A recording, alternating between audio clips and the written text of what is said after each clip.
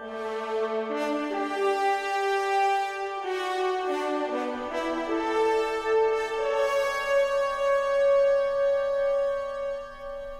Jesse Heinig, Senior Game Designer for Star Trek Online. I am Al Rivera. I am the lead designer of Star Trek Online. I'm Scot Boyd. I'm the lead environment artist for Star Trek Online. I'm Weston Pierce, animator for Star Trek Online. David Lopez, Environment Artist, Star Trek Online. So, well, originally this was actually something that I wanted to do when we did Agents of Yesterday, when we were doing the TOS expansion. I thought about, wouldn't it be neat if we had the Excalbians come and bring back all the old villains? But it was just kind of a fleeting thought. So that was always been in the back of my mind for a long time, to want to do something. And then, as the 10th anniversary came up, what are we gonna do? So also, what if we do a celebration? Should we do of everything of Star Trek Online? Kind of like looking back at everything. Let's just kind of look back at everything. And then that kind of came back to the Excalbian.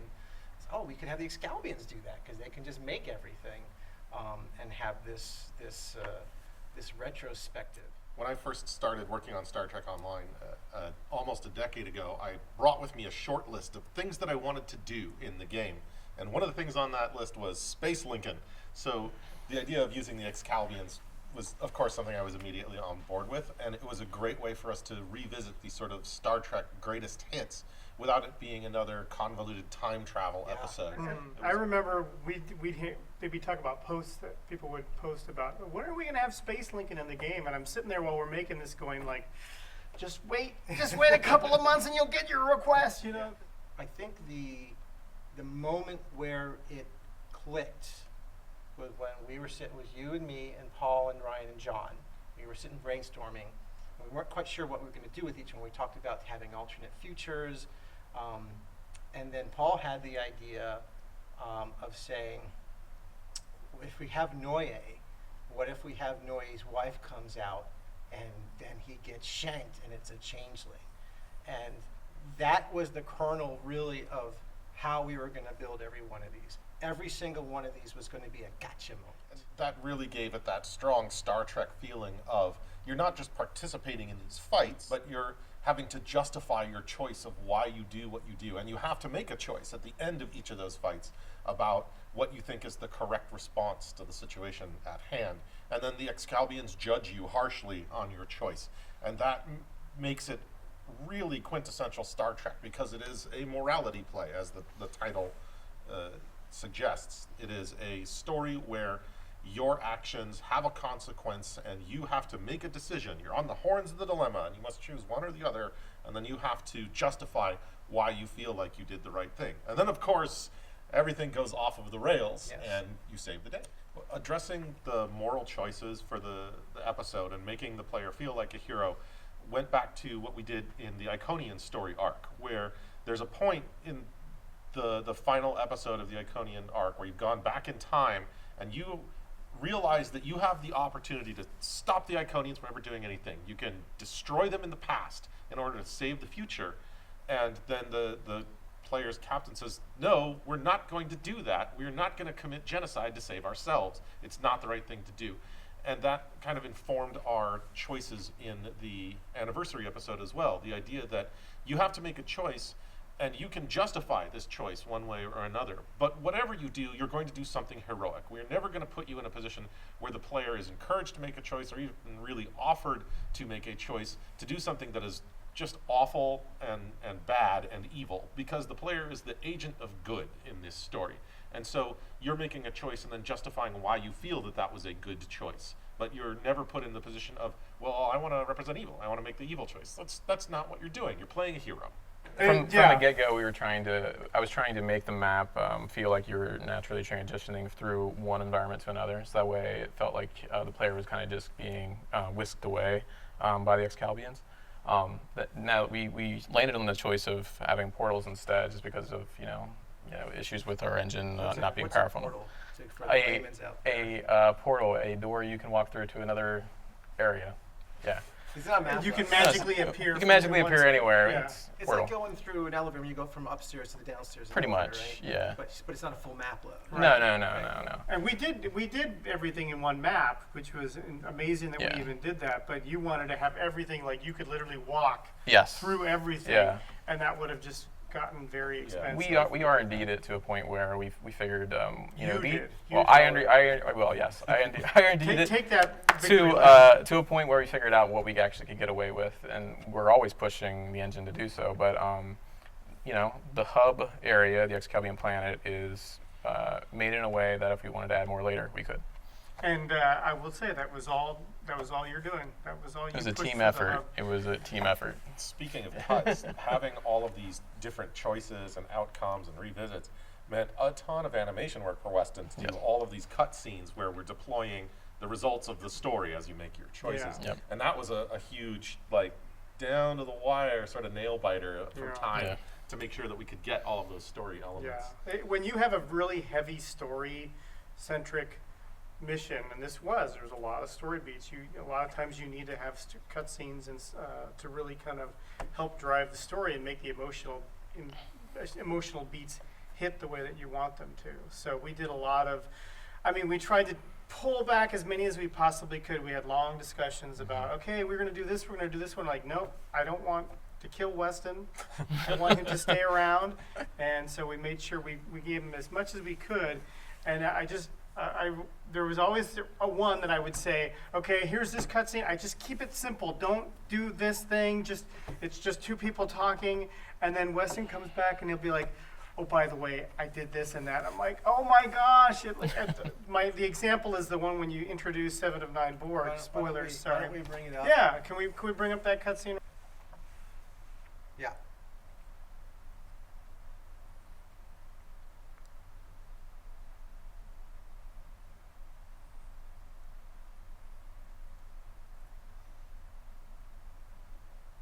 So this was not on the original cutscene request. You added it later. I do Thank that. you. You do that.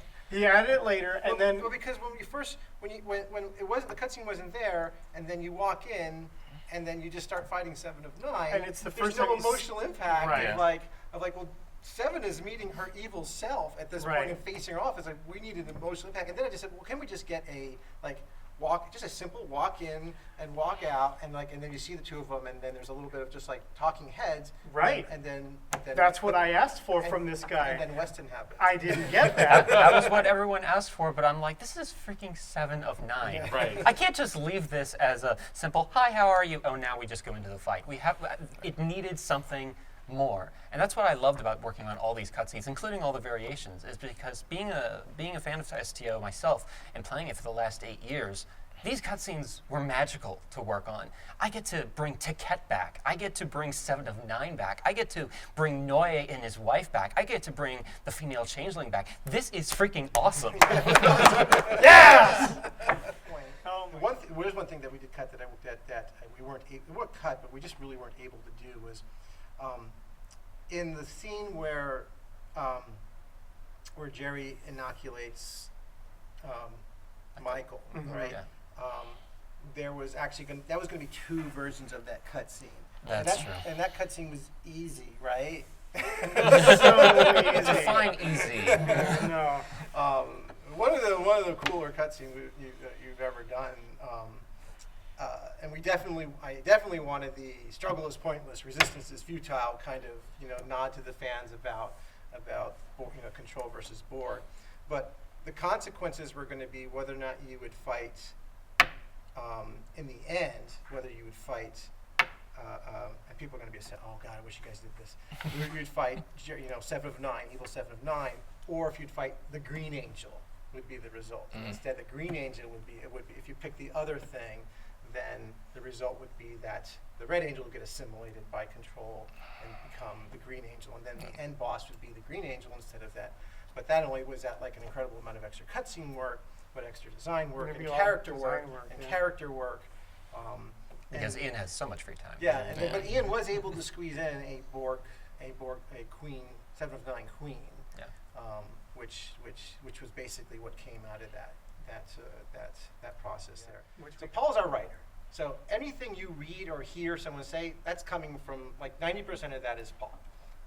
It first starts with the idea to brainstorm. The content team will design. We'll talk about what we want to do, and then the content designers like Jesse and Ryan, who's not here unfortunately, who made a lot of this episode, then start building things. And sometimes you write dialogue, and sometimes you just kind of just Wing it. Wing it. Says, okay, Seven's going to say something here about blah blah blah.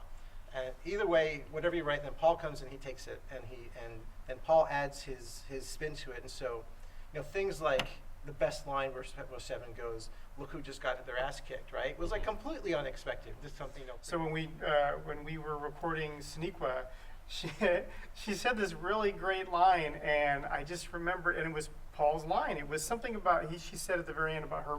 She's having this element of discovery. The discovery line. That's the last line she says, yeah. And I remember she said that, and I said, I out loud, she finished it, and then I said, that was a really great line, Paul. And then she says, yeah, and she got really excited about it. And I was like, and you delivered it so well, and she was really grateful and very thankful. And I just, her getting to work with her was so great.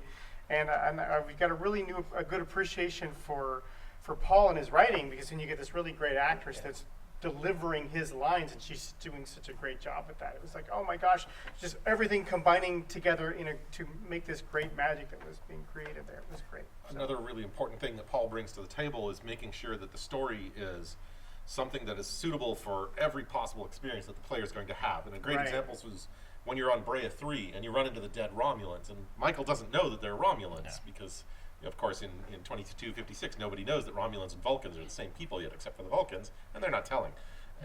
But you might be playing a Romulan character. And so Paul went through and he wrote all new dialogue, because oftentimes the designers will write dialogue and say, okay, this is what's going on in the story. You're fighting against Romulans and Iconian heralds in Brea 3. But then Paul goes through and says, okay, but if you are a Romulan and you're talking to Michael, how is this going to come up? How is this going to affect the way that story breaks, and the way that Michael relates to you and integrates this into her understanding of the world?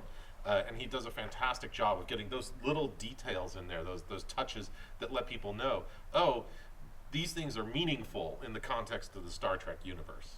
It says a lot about our team as a whole when you have these teams of one. He's the only writer on our team. I mean, I know you guys are contributing, but he's the sole writer. You're the only animator, so it's, they have a lot of heavy lifting that they have to do when it comes to story and animations. And you were talking about they have to deliver, the writing has to be match their character, but the animations, when you're talking about contact dialogue boxes as well, you have, or anything in the cutscenes, Weston takes great pride and focus on making sure that when he animates a character, the way they turn their head, the way they would kind of deliver a line, he makes sure that kind of gets represented. And so I do nothing but, I'm in awe of the people that these teams of one, of you, of Weston, of Paul, of our effects people. Well, actually, no, we have an effects person and a half. But anyway, our small effects teams, our small teams, and all they have to do is just amazing. So I'm in total awe of what Paul is doing. I think between what Paul does, the way he captures the characters, and someone had asked about how did we write for 7 of 9 for Jerry, because Picard hadn't even been out. We actually talked to Jerry Ryan ahead of time, and we talked with CBS. CBS sent us some of her dialogue from the show. Yeah. So we had an idea about how she talked, and then we met with her ahead of time to understand how. So then Paul adjusted the dialogue to be more like her, because it's different compared to how she was. Yeah, it's night and day. For the Voyager stuff. But then what I love is then that, and then overlaid with the way you express the characters. Like, I'm just blown away. Like, everyone gets so excited about the cutscenes. The cutscenes are totally awesome. I get blown away with them. But then when I see the contact dialogue of Michael Burnham, and the way she just kind of holds her heads, and then the way she kind of looks like this or something, I can't even describe it, but you capture it, right? Doing the contact dialogue, I love doing the contact dialogues because it is a sole moment that you can capture an entire character's essence and who they are, their personality, how they carry themselves in one moment. And I love doing that for I think the first time I remember is when you did Garrick. Garrick, yes, right? everyone remembers Garrick. Is that your favorite? Is that the one? That was easily the most fun one. Yeah. Yes. And then ever since then, you've been doing those. And you probably have done them earlier, but that was the first one that I recall. And so then when I first saw Michael Burnham, there's another scene that you do. I think it's when there's a scene where is it when the red angel is coming down I think that's the one that and you she mentioned just kind before. of looks and she has this look and it's just perfect for Michael Burnham. It's like So we had a lot of environments to do. This was obviously, we started this from scratch. So here's the scene. Here's the scene Yeah. where she just like is it coming up? Is it on this scene? There's a little bit of it. No, it's not that No, one. but I think it's the right- red right angel, at the end, Yeah, when the yeah. red angel Yeah. comes in and you Was see. it when the red angel comes in and she? Recreating this animation from the actual show was it was very challenging, but it was also so much fun Yeah. because the Red Angel itself is 2 different skeletons, and then having all the effects pulling them down with the little mini tractor beams. A nice That's little the scene. cheat. That's That the scene one, right yeah. there. Yeah, that There's one. something about that scene where she's expecting to see her mother, and I could see it in her eyes, and it's just, it's awesome. It's very much Michael, and it's very expressive. yeah, it was something that I really wanted to pull off because I knew it would be a really cool moment. We had that area done pretty soon, like early It's on. pretty early. So when somebody else built all the platform and the props and stuff, Yeah. and then you went and kind of cleaned those I things didn't up. think we could get it, but I knew if we were going to have Michael Burnham, yeah, we were gonna get it. Yeah, we had to yeah, do we it were. Michael We were. Burnham's There wasn't thing. any question. Like, yeah. And you seemed like, oh yeah, we could do that. Yeah.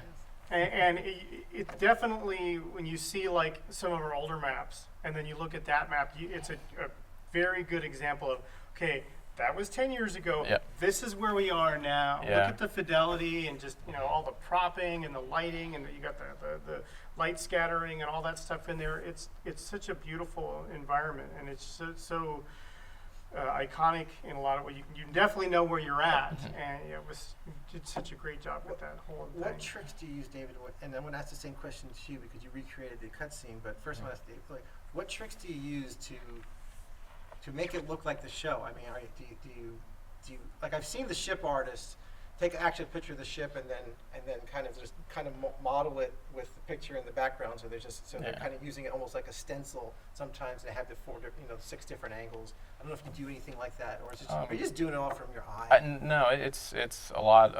Honestly, it's from reference. It's also from watching the show over and over again. And anybody that's a fan knows that certain episodes feel a certain way, right? You can tell what they're trying to convey, and I think it's probably maybe I'm not trying to speak for you, but that's pretty like you go with a lot of feeling into these different things. So you'll do a lighting pass. If it doesn't feel right, you'll do another one. You'll do another one until it feels correct or right compared to the episode. But that's pretty much how we're doing it. There are things that should look a certain way in the environment, but it all comes down to feeling. There was one thing. So I was watching the episode. I'm like, look at these little blue lights that are these flash. They look like police sirens that were flashing. I said, can we get that in there? And you literally did it in a couple hours. And you said, here, I got that. I was just like, I was gonna hope to see that maybe a couple days. What you don't know, I was already working on it. Oh. All right. Well, cool. But it was great. So having that light in there, and having the platform in there, and having the satellite dishes, which were just literally just we ripped them transporter from dishes that we already had from additional. Are they maps. the They're the exact same. We Did just you do lit it in the them. show too? Yes. They totally did. Yeah. So we are just as scrappy as the show is Yeah. when it comes to what we Asset do. reuse. That's right. So those things just needed to be in there, and then we did a little bit of gamification. We, You some have to. I know Yeah. because you need to relay a fight scene.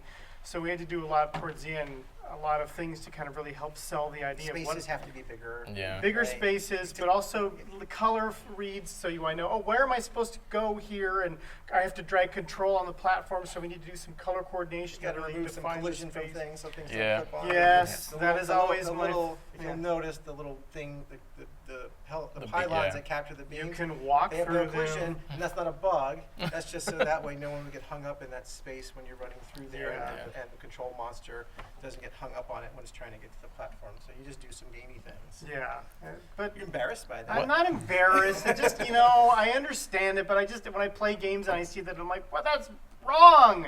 But I get it. I understand it. Especially when you have a huge NPC-like control, which is just really hard to. That was a nightmare. It was a total nightmare. But in the end, it's one of my actual favorite fights in the scene. How did you make control? 'Cause that Control was one of the most unorthodox things we've ever done for an NPC. It's all magic, essentially. And I mean that in the most literal sense, because it's all hand waving on how all the different parts of Control work. It's duplications of itself and randomization of the animation. All of it worked together, and then a lot of help from effects with Chris and some of Ian too, and how all that worked together, and just it's easily one of the most oddly complex things we've done. Well, it starts with the allele world. What's the name of the sandworm? Oh yeah, the Hala. A hollow worm. So Yeah. it's just a giant sandworm. Yeah. And then you did, Then we went then you in- did bad stuff to it. Then we went way far with that. But then again, how old is that sandworm?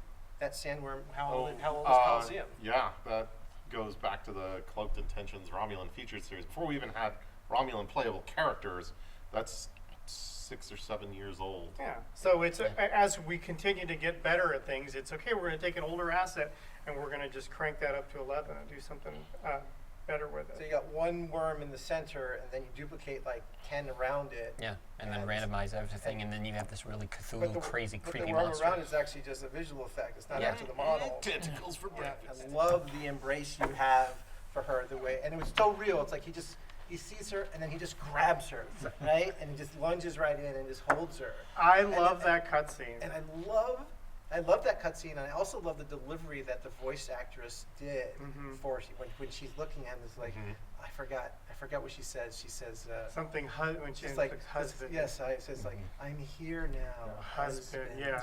And she got that look on her eyes. Eyes like- sinister. So I remember, so we talked about this cutscene because I remember when you were pitching it from the very beginning, I was really excited about that one. I got this, there's this M. Night Shyamalan movie, some people are like, gross, whatever, but The Village has this really, I love this scene where Joaquin Phoenix gets stabbed by Adrian Brody's character, and does it off camera, and all you see is in the facial expressions. And I said, I want to do something like that.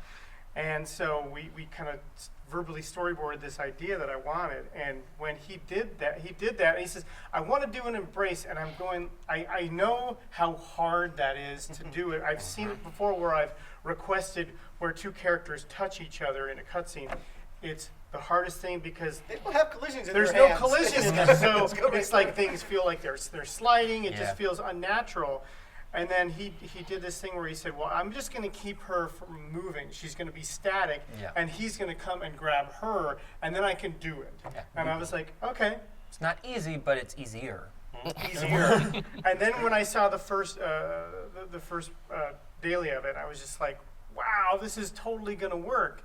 And then we did the stabbing sequence where he's holding her and you just see her face, and then kind of like, What's also, if you play the game again, and if you see the footage of her rolling that in the video, there's this very subtle changeling liquid sound, like for like a half a second beforehand. before the stab Oh, happens. I didn't She's holding even him. hear You're looking that. at Noye and you hear, I and then there's a shank sound. Ah. And so it's just a little subtle. If you're paying attention, it's like you pick up what you can. Maybe you know what's happening just too late. And if you guys don't play with your headphones on or with the sound on, please do it, because I remember we watched that scene for the first time and I'm like, it's okay. And then when I heard the sound I remember I was listening to it with our sound guy and I stood up out of my chair and I gave this big yeah! I was super excited when that And a happened. big shout out to Salome Jens, who came in to do reprise just for a couple lines. Yeah.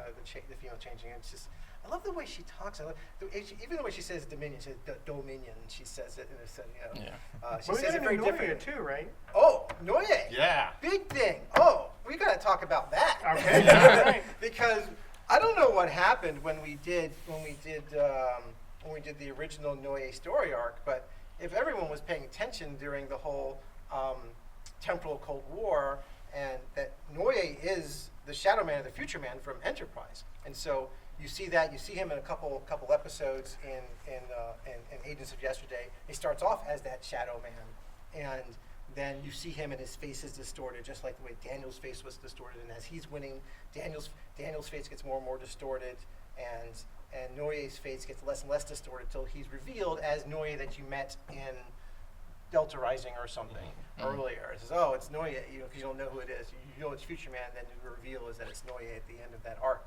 But we got some other voice actor for some reason Cobra Commander. We got Cobra Commander to voice him, and it wasn't the right character, and so when we did this, and it's like, I don't know what happened. So I was, well, maybe we could So just get him. James Horan? James Horan or Horan, and we contacted him, and he was up for it, and he was amazing. His Got a voice great is voice, yeah. amazing.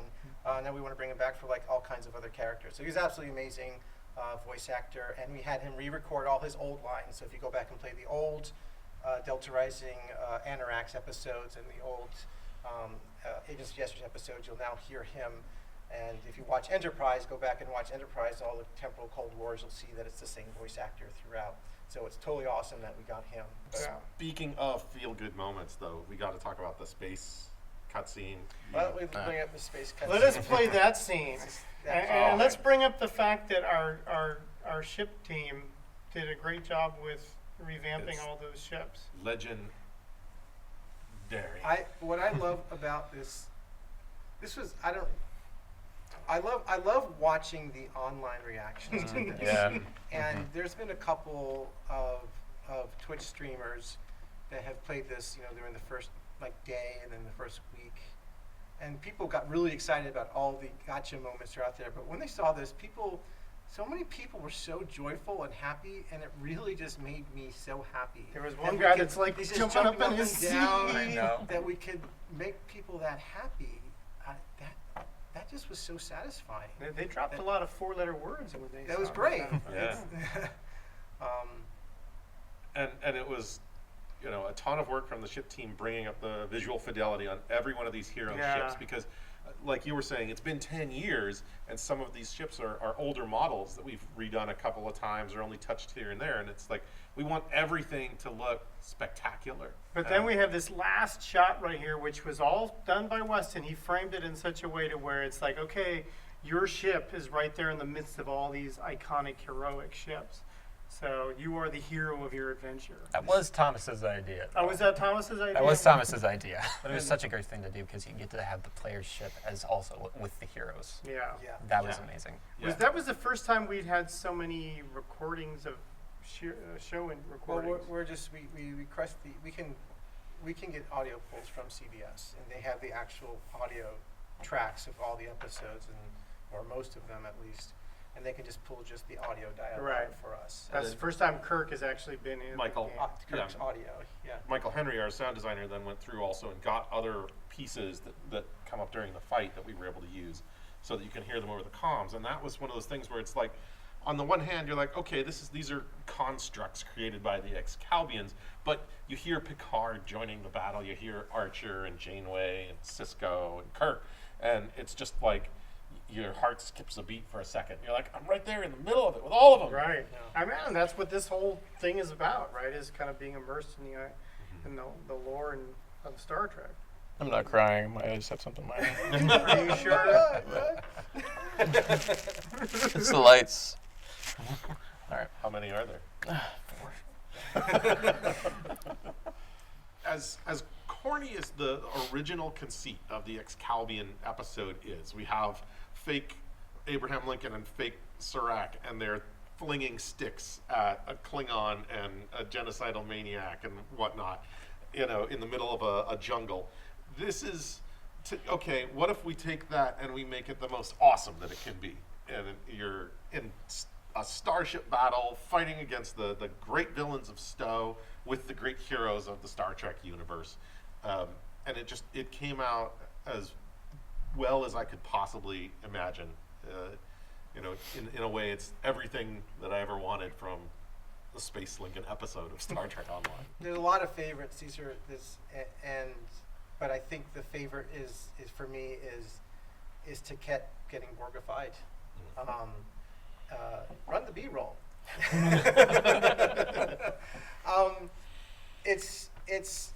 So we set this up, and I don't know whether or not people saw it coming or anything. Where when the Borg Queen kind of makes a bargain with Hakeev, and so Hakeev comes through the portal and Taket's about to die, and he says, he's her servant. She knows that he's been serving the Iconians forever, and he offers this solution that will help her, and she doesn't realize that he's already been assimilated by the Borg, and then she injects this serum, this hypo, and then you kind of, I love this twitchy eye, this That's Weston's Weston's little- twitchy yeah. eye, and then she rises up and she's an assimilated Taquette. And I wanted to do this for like a really long time, but I didn't want to do it for real in the game, where we would have an assimilated Iconian, because it would just step the game up to such a level, and I didn't want to erase Iconians. That there's only a handful left in the game, but then we could do this what if basically episodes, and like what more of an oh crap moment could we have of like like probably the two most fearsome villains in the universe combined, and have a Borgified Iconian. So it's a really kind of brick dropping kind of moment. I wouldn't say that there's one favorite moment. I think that I'm still pretty enamored by how we can still do this. Usually, when I first started, I would make environments, and I'd hand it off to somebody else, and eventually I'd see the episode, and it was like all these different things were added to it. Being a little bit more in depth as the years gone on, I'm still pretty amazed how we can continually just do this and make episodes that have all these different these different moving parts. But I think if I had to pick something, it would just be watching people play it. That's what I really enjoy. That's where I get most of my my feels out of the entire situation, because you can usually judge whether you've done a good thing or a bad thing just by watching people play. I am very, very grateful and just very, very blessed to have not just an opportunity to work on such a precious IP that I loved since a childhood, but have an opportunity to work with a team of people who also love this and are super talented and super passionate. I feel like we've had almost the same team for like the longest time. I can't even remember the last time we've lost somebody. It's been very little turnover. And so I've had an opportunity to work with you for what, 8 years, 9 years? I've been on the project for 11 years. I don't remember everyone. I mean, It'll be 5 and 8 and for so me. I've been working with everyone for such a long time, and to have an opportunity to work on this and to see your stories come to life, because it's just like I start with my job is to come up with a spark of an idea and then help guide everyone, but everyone builds this stuff, right? And so you get to watch your stuff, David doing his environments, making the worlds come together, and Weston making the animations, and people like Jesse making the actual content, and you making the environments and directing environments, and all everyone else in between, the writers and the effects artists. That's just, there's no words for having that opportunity and getting to work with such wonderful actors, and listen to them read have your breathe it to life. Yeah. I couldn't be more lucky to have this opportunity. So not just from the team, but to the fans who love it, and watching them, like David said, watching them their joy when they do that. It's really special, and I never take that for granted. So thank you for playing, and thank you for making. Thank you, Al.